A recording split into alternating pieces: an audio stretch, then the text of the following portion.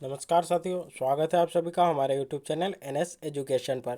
500 plus multiple choice question की जो revision series आपके आगामी एग्जाम्स को ध्यान में रखते हुए शुरू की गई है, उसका यह पार्ट 20 है। तो इस वीडियो को लास्ट तक जरूर देखना, अधिक से अधिक लोगों तक शेयर करना और अगर वीडियो पसंद आए तो वीडियो को लाइक भी जरूर करना। तो चलिए शुरुआत करते हैं आज के इस सेशन की और देखते हैं हमारा पहला क्वेश्चन। पहला क्वेश्चन है, भारत का प्रथम सौर ऊर्जा पार्क मध्य प्रदेश के किस जिले में स्थित है? तो इसका जो सही जवाब बनता है वो बनता है मध्य प्रदेश के राजगढ़ जिले में भारत का प्रथम सौर ऊर्जा पार्क स्थित है। भारत का प्रथम सौर ऊर्जा पार्क राज्य के राजगढ़ जिले में स्थित है। चूंकि यह भारत का प्रथम सौर ऊर्जा पार्क है, इसलिए यह जो है बहुत ही इम्पोर्टेंट बनता है। वहीं बात करें कि भारत का प्रथम सौर ऊर्जा से संचालित है टेलीफोन एक्सचेंज किस जिले में स्थित है, तो यह शिवपुरी जिले में स्थित है। तो यह जो दोनों है यह भारत में है, प्रथम है जो कि मध्य प्रदेश में स्थित है, इसलिए यह जो दोनों फैक्ट है हमारे लिए बहुत ही इम्पोर्टेंट बनते हैं। वहीं कुछ और सौर ऊर्जा से जुड़ी जानकारी है जिसके जो कि आपको यहाँ पर बता देते हैं। बात करें कि मध्य प्रदेश का प्रथम अभ्रक आधारित सौर ऊर्जा संयंत्र कहाँ पर स्थित है, तो यह जो है होशंगाबाद के इटारसी में स्थित है। इटारसी वही वही जगह है जहाँ पर कि मध्य प्रदेश का सबसे बड़ा जो रेलवे जंक्शन है वह भी स्थित है। रीवा अल्ट्रा सोलर पार्क की स्थापना जो है राज्य के रीवा जिले की गुड़ तहसील में की गई थी। यह जो परियोजना है मध्य प्रदेश की सबसे बड़ी परियोजना है। मध्य प्रदेश के किस जिले में स्थित है, तो रीवा जिले में स्थित है। और रीवा जिले के अंतर्गत भी अगर आपसे तहसील पूछी जाए तो उस तहसील का नाम है गुड़ तहसील। यह जो पार्क या जो सौर ऊर्जा संयंत्र है 250 मेगावाट यानी कि 250 मेगावाट की 3 यूनिटों में विभाजित है। तो इसको जो है 3 यूनिटों में विभाजित किया गया है और तीनों को मिलाकर अगर इसकी कुल उत्पादन क्षमता की बात की जाए तो वह है 750 मेगावाट। यह जो है राज्य की सबसे बड़ी सौर ऊर्जा परियोजना है, जिसकी जो स्थापना है विश्व बैंक की सहायता से की गई थी। तो इसकी जो स्थापना है विश्व बैंक की सहायता से की गई थी और इसकी कुल उत्पादन क्षमता पूछी जाए तो वह 750 मेगावाट है। वहीं बात करें कि राज्य की जो दूसरी सबसे बड़ी सौर ऊर्जा संयंत्र है वह किस जिले में स्थित है, तो वह मंदसौर जिले के सुवासरा में जो है राज्य का दूसरा सबसे बड़ा जो सौर ऊर्जा संयंत्र है वह स्थित है। और इसको किसकी सहायता से लगाया गया था, तो एनटीपीसी की सहायता से जो है इसको लगाया गया था। और इसकी उत्पादन क्षमता की बात करें तो इसकी जो कुल उत्पादन क्षमता है वह 250 मेगावाट है। तो इस प्रकार जो प्रदेश या मध्य प्रदेश का जो है सबसे बड़ा सौर ऊर्जा संयंत्र कहाँ पर स्थित है या सबसे बड़ी जो सौर ऊर्जा परियोजना है वह कहाँ पर स्थित है, तो वह रीवा जिले में स्थित है। और दूसरी सबसे बड़ा सौर ऊर्जा संयंत्र है वह कहाँ पर स्थित है, तो वह मध्य प्रदेश के मंदसौर में स्थित है। तो यह थी इससे जुड़ी जानकारी। चलिए देखते हैं हमारा अगला क्वेश्चन। अगला क्वेश्चन देखने से पहले कुछ बुक्स हमारे पास उपलब्ध है जिसमें कि मध्य प्रदेश सामान्य ज्ञान, जिसमें कि 2500 प्लस मल्टीपल चॉइस क्वेश्चन आपको प्रोवाइड कराए जा रहे हैं। साथ ही मध्य प्रदेश का करंट आउटलुक जो कि अगस्त का है, कुछ और मध्य प्रदेश के करंट आउटलुक है जो कि पिछले 6 महीने के हैं। साथ ही कुछ और बुक्स है जिसमें कि रामबाण नोट्स है जो कि एमपीजीके के हैं, एनसीईआरटी की कंप्लीट समरी जो कि साइंस की है वह भी हमारे पास उपलब्ध है। तो अगर कुछ भी परचेस करना चाहते हैं तो ये जो नंबर है यहाँ पर जाकर आप इंक्वायरी कर सकते हैं। चलिए देखते हैं हमारा अगला क्वेश्चन। अगला क्वेश्चन है, सरदार सरोवर बांध परियोजना की आधारशिला पंडित जवाहरलाल नेहरू द्वारा किस वर्ष में रखी गई थी? तो सबसे पहली बात यहाँ पर आपको ध्यान रखना है कि जो सरदार सरोवर बांध परियोजना जो कि नर्मदा नदी पर स्थित है, इसकी जो आधारशिला है पंडित जवाहरलाल नेहरू जो कि भारत के पहले प्रधानमंत्री थे उनके द्वारा रखी गई थी। और यहाँ पर जो क्वेश्चन है उसमें यह पूछा गया है कि किस वर्ष में जो है इस परियोजना की आधारशिला रखी गई थी, तो वह जो वर्ष है वह 1961 में सरदार सरोवर बांध परियोजना की आधारशिला या नींव रखी गई थी। सरदार सरोवर बांध परियोजना की जो आधारशिला है 5 अप्रैल 1961 को पंडित जवाहरलाल नेहरू द्वारा रखी गई थी। 17 सितंबर 2017 को इस बांध का जो निर्माण कार्य है वह पूरा हो गया था। तो 1961 में नींव रखी थी और 2017 में जाकर इसका कार्य पूरा हो गया। यह जो है भारत का सबसे ऊंचा बांध है और इसकी जो ऊंचाई की बात करें तो वह है 138.6 मीटर। तो यह जो ऊंचाई है आप अच्छे से याद रख लीजिएगा। साथ ही वहीं यहाँ पर जो दूसरा सबसे बड़ा यह है, तो आपके मन में प्रश्न उठ रहा होगा कि भारत का सबसे बड़ा जो बांध है वह कौन सा है, सबसे ऊंचा बांध कौन सा है भारत का? तो वह है टिहरी बांध जो कि भारत का उत्तराखंड में स्थित है। टिहरी बांध जो कि भारत के उत्तराखंड में स्थित है, यह जो है भारत का सबसे ऊंचा बांध है। साथ ही यह जो परियोजना यानी कि सरदार सरोवर परियोजना है, इससे जो है 1450 मेगावाट विद्युत उत्पादन होगा, जिसमें से 57% जो है मध्य प्रदेश को जाएगा, 27 जो परसेंटेज है वह महाराष्ट्र को जाएगा, और वहीं जो 16% है वह गुजरात को प्राप्त होगा। तथा इसकी जो सिंचाई सुविधा, इससे जो सिंचाई सुविधा उपलब्ध होगी वह कितने हेक्टेयर क्षेत्र में होगी, तो वह होगी 18.45 लाख हेक्टेयर जो क्षेत्र है, वह क्षेत्र जो है इस परियोजना से सिंचित होगा। तो यह थी इससे जुड़ी जानकारी। चलिए देखते हैं हमारा अगला क्वेश्चन। अगला क्वेश्चन है, मध्य प्रदेश के किस राष्ट्रीय उद्यान में सर्वप्रथम टाइगर प्रोजेक्ट को आरंभ किया गया था। तो इसके बारे में तो जानकारी आप सभी को पता होगी। तो इसका जो सही जवाब बनता है वो बनता है कान्हा किसली में सर्वप्रथम जो टाइगर प्रोजेक्ट है उसका आरंभ किया गया था। देख लेते हैं टाइगर प्रोजेक्ट से जुड़ी कुछ और जानकारी। मध्य प्रदेश में वर्ष 1974 में सर्वप्रथम कान्हा किसली राष्ट्रीय उद्यान, जो कि प्रदेश के मंडला में स्थित है, वहां पर प्रोजेक्ट टाइगर का प्रारंभ किया गया था। विश्व में जो टाइगर प्रोजेक्ट है उसके जन्मदाता या फादर ऑफ टाइगर प्रोजेक्ट किसे कहा जाता है, तो वह है गेनी बेनफोर्ड, जो कि पूरे वर्ल्ड के हैं। जबकि भारत में प्रोजेक्ट टाइगर के जन्मदाता की बात करें तो उनका नाम है कैलाश सांखला। तो यह जो है दो नाम हमारे लिए इम्पोर्टेंट बनते हैं। वहीं वर्ष 2018 की रिपोर्ट के अनुसार, जो 2018 की जो बाघ गणना की जो रिपोर्ट आई है, जो कि 2019 में प्रकाशित की गई थी, के अनुसार मध्य प्रदेश में जो बाघों की संख्या है वह 526 है। इस रिपोर्ट के अनुसार मध्य प्रदेश में सर्वाधिक बाघों वाला राज्य है। तो जो 526 बाघ है मध्य प्रदेश में पाए जाते हैं, और इसी के साथ जो है मध्य प्रदेश पहले स्थान पर है। वहीं बात करें कि इस रिपोर्ट के अनुसार दूसरे स्थान पर कौन कौन था, तो वह था कर्नाटक, और वहाँ पर जो है बाघों की संख्या कितनी थी, तो 524 थी।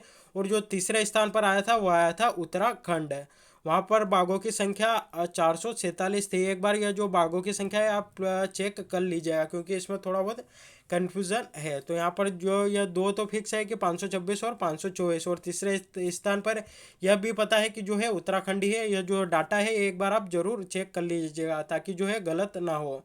वहीं बात करें कि प्रतिवर्ष जो है 29 जुलाई को बाघ दिवस मनाया जाता है। वन्य प्राणी संरक्षण अधिनियम जो है 1972 के अंतर्गत वर्ष 1997 से प्रदेश के सभी टाइगर प्रोजेक्ट्स में टाइगर फाउंडेशन सोसाइटी की स्थापना की गई थी।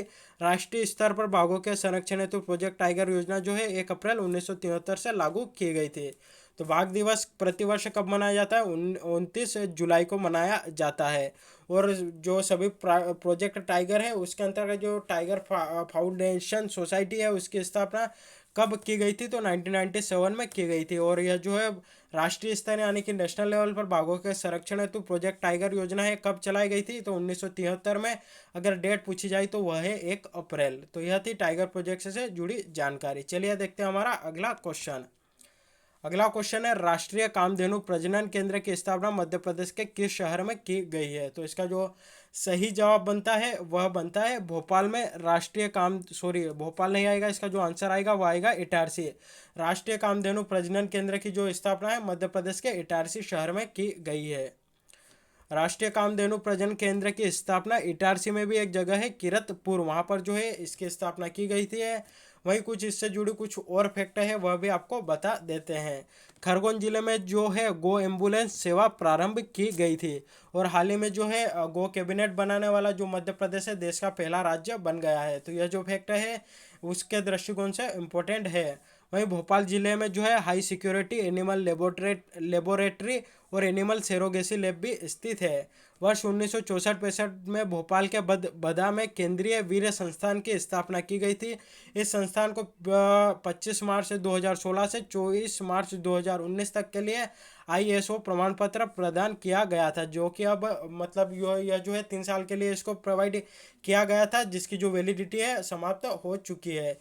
इसके अतिरिक्त 2 अन्य संस्थान और है जिसमें कि ग्वालियर और जबलपुर भी स्थापित किए गए हैं। दो अन्य संस्थान जो कि ग्वालियर और जबलपुर में स्थापित किए गए हैं। साथ ही क्षेत्रीय सीमन बैंक इंदौर एवं रीवा को भी जो है ISO प्रमाण पत्र प्रदान किया गया है। तो यह थी इससे जुड़ी जानकारी। चलिए देखते हैं हमारा अगला क्वेश्चन। अगला क्वेश्चन है, मध्य प्रदेश राज्य भंडार गृह निगम की स्थापना किस वर्ष में की गई थी। तो इसका जो सही जवाब बनता है वह बनता है 1958। मध्य प्रदेश राज्य भंडार गृह निगम की स्थापना 1958 में की गई थी। इसका जो मुख्य उद्देश्य था या इसकी स्थापना का जो मुख्य उद्देश्य था, कृषक या जमाकर्ताओं को जो है अपने कृषि उत्पादों का भविष्य में उचित मूल्य प्राप्त करने के उद्देश्य से उपज भंडारण हेतु गोदामों का निर्माण करना है। तो यह जो मध्य प्रदेश राज्य भंडार गृह निगम है, इसका जो प्रमुख उद्देश्य है वह जो है भंडारण हेतु गोदामों का निर्माण करना। जनवरी 2019 तक राज्य में कोल्ड स्टोरेज की जो संख्या है वह 239 है, जिनकी कुल भंडारण क्षमता 96.24 लाख टन है। तो यह कुछ आंकड़ा था जो कि जनवरी 2019 तक का हमें मिला है।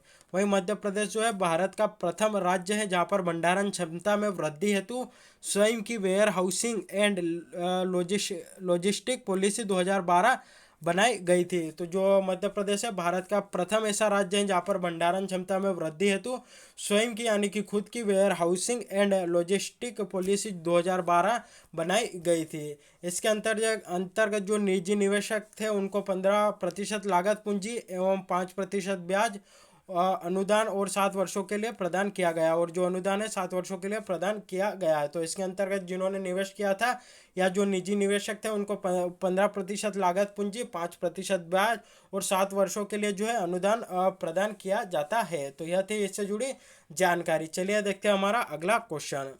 अगला क्वेश्चन है उर्मिला महाकाव्य किसकी प्रसिद्ध रचना है। तो इसका जो सही जवाब बनता है वो बनता है बालकृष्ण शर्मा नवीन की यह प्रसिद्ध रचना है। देख लेते हैं जो बालकृष्ण शर्मा नवीन है उनसे जुड़ी जानकारी। इनका जो जन्म है 8 दिसंबर 1897 को शाजापुर के भयाना नामक गांव में हुआ था। तो इनका जन्म किस जिले में हुआ था? शाजापुर में हुआ था। ये प्रताप तथा प्रभा नामक पत्रिका के संपादक रहे हैं। वर्ष 1955 में इन्हें राज्य भाषा आयोग का सदस्य भी बनाया गया था। इन्होंने हिंदी भाषा को भारत की राजभाषा के रूप में स्वीकार करने में महत्वपूर्ण योगदान दिया है। बालकृष्ण शर्मा नवीन जी की और कुछ रचनाएं हैं जो कि एग्जाम में पूछी जाती है। उसमें है प्राणार्पण जो कि एक खंड काव्य है, साथ ही कुमकुम, रश्मि रेखा, अपलक और क्वासी, यह कुछ प्रमुख रचनाएं जो कि बालकृष्ण शर्मा नवीन जी की है। तो यह जो है एग्जाम में अक्सर पूछी जाती है। तो यह जो पूछने जाने वाली रचना है वह हमने आपको बता दी है। चलिए देखते हैं हमारा अगला क्वेश्चन। अगला क्वेश्चन है सतखंडा महल जो है किस किले में स्थित है। तो इसका जो सही जवाब बनता है वो बनता है दतिया के किले में सतखंडा जो महल है वह स्थित है। देख लेते हैं इससे जुड़ी कुछ और जानकारी। यह जो किला है या जो दतिया का किला है इसका जो निर्माण है 1626 में राजा वीर सिंह बुंदेला द्वारा करवाया गया था। इस किले का जो प्रवेश द्वार है वहाँ पर महाराजा भवानी सिंह ने न्याय राजमुकुट का रत्न है लिखवाया था। तो जो न्याय राजमुकुट का रत्न है, ये जो क्वेश्चन है इस प्रकार से भी आ सकता है कि न्याय राजमुकुट का रत्न है यह किस जिले का जो प्रवेश द्वार है वहाँ पर अंकित है। तो इसका भी जो जवाब आएगा वह आएगा दतिया के किले पर। और किसके द्वारा जो है लिखवाया गया था? तो राजा भवानी सिंह के द्वारा। इस किले में सतखंडा महल के अलावा वीर महल, गोपाल महल और मुंडा महल भी स्थित है। किले के अंदर दीवारों पर गेंडा, हाथी तथा उसके विपरीत दिशा में हिप्पो चिड़िया का सिर टंगा हुआ है। तो यह थी इस किले से जुड़ी जानकारी। वही जो ग्वालियर का किला है वह कहाँ पर स्थित है? तो ग्वालियर में स्थित है। यहाँ पर जो दतिया का किला है यह भी दतिया में ही स्थित है, इसलिए कंफ्यूजन मत होइएगा। असरगढ़ का जो किला है वह बुरहानपुर में स्थित है, और जो चंदेड़ी का किला है वह अशोकनगर में स्थित है। चंदेरी की जो साड़ियाँ भी पूरे देश भर में प्रसिद्ध है। चलिए देखते हैं हमारा अगला क्वेश्चन। यह जो क्वेश्चन है पिछले वीडियो में हमने आपसे पूछे थे जिसका जवाब आपको हमें कमेंट करके बताना था। क्वेश्चन था मध्य प्रदेश की कौन सी नदी पश्चिम की ओर नहीं बहती। तो जो माही नदी है यह भी पश्चिम की ओर बहती है, ताप्ती नदी है यह भी पश्चिम की ओर बहती है, नर्मदा नदी है यह भी पश्चिम की ओर बहती है। यानी कि ये जो तीनों नदियाँ है पश्चिम की ओर बहने वाली प्रमुख नदियाँ है। तो जो चौथा ऑप्शन है वह है चंबल नदी जो कि पश्चिम की ओर नहीं बहती। तो इसका जो सही जवाब आएगा वह आएगा चंबल नदी जो कि पश्चिम की ओर प्रवाहित नहीं होते। चंबल नदी की बात करें तो इसकी जो कुल लंबाई है वह है 965 किलोमीटर, और इसका जो उद्गम होता है इंदौर जिले के महू तहसील की जो जानापाव पहाड़ी है वहाँ से जो है इसका उद्गम होता है। और इसका यह जो है किस नदी में जाकर मिलती है? तो यह जो है यमुना नदी में जाकर मिलती है। या यह जो चंबल नदी है यमुना नदी की प्रमुख सहायक नदी है, और अपने द्वारा जो अपर्दन किया जाता है, जो महाखड्ड बनाए जाते हैं, उसके लिए यह जो नदी है प्रसिद्ध है। तो यह थी चंबल नदी से जुड़ी जानकारी। चलिए देखते हैं हमारा अगला क्वेश्चन। अगला क्वेश्चन है मध्य प्रदेश का कौन सा जिला राजस्थान की सीमा पर नहीं है। तो इसका जो सही जवाब बनता है वो बनता है अलीराजपुर जिला, जो कि मध्य प्रदेश का वह जिला है जो कि राजस्थान की सीमा पर स्थित नहीं है। तो बात आती है कि यह किन राज्यों की जो है सीमा टच करता है। तो एक राज्य है महाराष्ट्र और दूसरा है गुजरात। इन दोनों जो राज्य हैं उनकी सीमा जो है अलीराजपुर जिले के द्वारा टच की जाती है, या उनकी जो सीमा है अलीराजपुर जिले के द्वारा छुई जाती है। तो यह जो दो क्वेश्चन थे जो कि हमने आपसे पिछले वीडियो में पूछे थे, उनके आंसर आपको यहाँ पर बता दिए गए हैं। वही जो आज के क्वेश्चन जिसका जवाब आपको हमें कमेंट करके बताना है वह है मध्य प्रदेश के किस शहर में तानसेन का मकबरा स्थित है। तो चार ऑप्शन है आपके सामने, ग्वालियर, मुरैना, झाबुआ या भोपाल। तो इसका जो सही जवाब है आपको हमें कमेंट करके बताना है।